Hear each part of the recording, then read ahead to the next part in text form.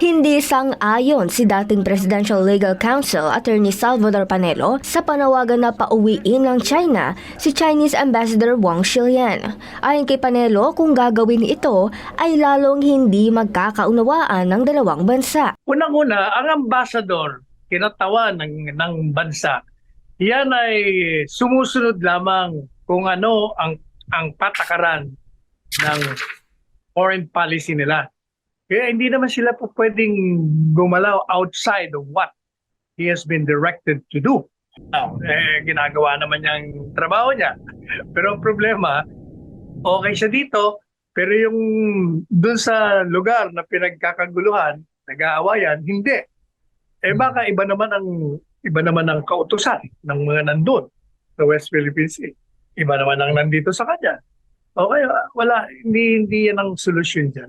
Lalo mo lang, kasi pag pinalis mo, di supposed to be, yung ambassador nga ang ating tulay para may makakausap natin. Pag wala na, di wala na. Di lalo nang pinag-igting mo yung hindi pagkakasunduan ng dalawang bansa.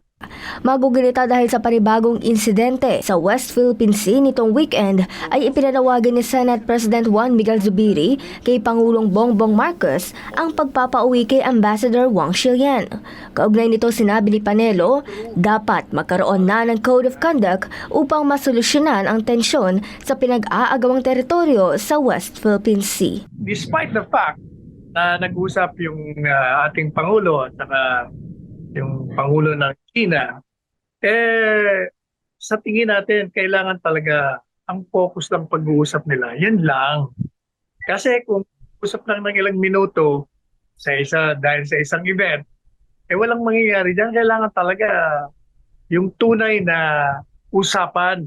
Magkaroon talaga ng tinatawag na Code of Conduct kung anong dapat gawin ng bawat isa since contested naman yung territory. Sa kanila yan. Sa atin yan. Madalit sabi, nag-aaway tayo. Para sa Diyos at Pilipinas kong mahal, Crystal Austria, SMNA News.